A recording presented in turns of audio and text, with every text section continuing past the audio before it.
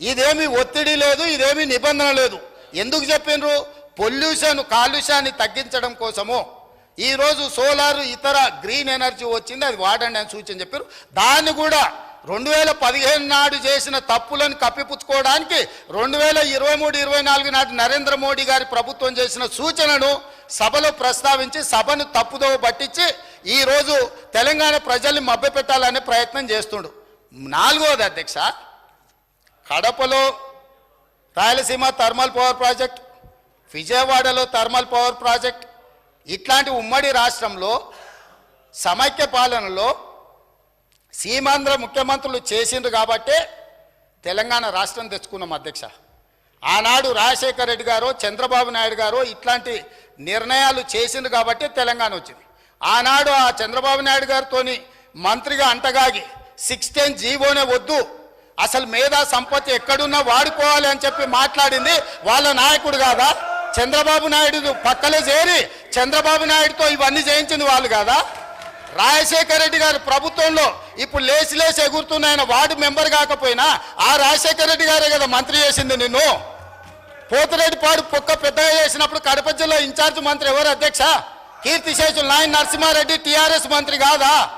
రాజశేఖర రెడ్డి గారి పంచనే చేరింది మీరు, చంద్రబాబు నాయుడు గారి పంచనే చేరింది మీరు. ఈ తప్పిదాలకు మమ్మల్ని కాదు మీరు బాధ్యులు. మేము ఆ ప్రభుత్వంలో ఉన్న మా నాయకులు కాంగ్రెస్ యూపీఏ కేంద్రంలో అధికారంలో ఉన్న, రాష్ట్రంలో అధికారంలో ఉన్న శాసనసభను పార్లమెంటును స్తంభింపజేసి తెలంగాణ రాష్ట్రాన్ని సాధించిన పార్లమెంట్ సభ్యులు ఇక్కడ ఉన్నారు. ఇది మా నిబద్ధత. మీరు పదవుల కోసము పెదవులు మూసుకొని రాజశేఖర రెడ్డి మంత్రి పదవి ఇస్తే రాజశేఖర రెడ్డి దగ్గర ఊడిగం చేసింది మీరు. చంద్రబాబు నాయుడు గారు మంత్రి పదవులు ఇస్తే చంద్రబాబు నాయుడు గారి దగ్గర ఊడిగం చేసింది మీరు.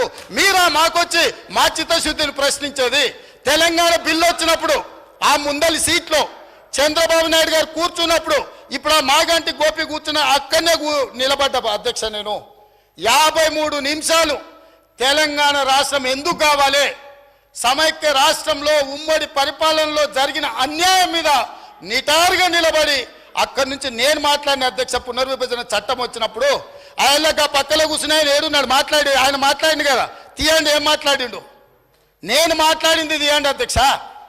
తెలుగుదేశంలో ఉన్న నేను తెలంగాణకు జరిగిన అన్యాయం మీద, ఎడారిగా మారి వలసలు పోతున్న పాలమూరు కష్టాల మీద, తట్ట పని, పార పని, మట్టి పని మీద నేను మాట్లాడిన అధ్యక్ష. వీళ్ళు మాట్లాడలే. నేను ఇవాళ సూటిగా సవాలు విసురుతున్న అధ్యక్ష. ఇవాళ మీ ఎదురుగా పార్లమెంట్లో రికార్డులు తీయండి.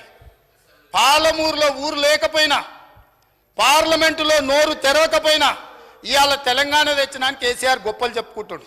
నేను ఈ ఉమ్మడి రాష్ట్రంలో, ఉమ్మడి ఆంధ్రప్రదేశ్ శాసనసభలో నేను ఎంత మాట్లాడిన తెలంగాణ మీద, సేమ్ సమయంలో పార్లమెంట్లో చంద్రశేఖరరావు నోరన్న దర్శిలో రికార్డులు తీయండి అధ్యక్ష.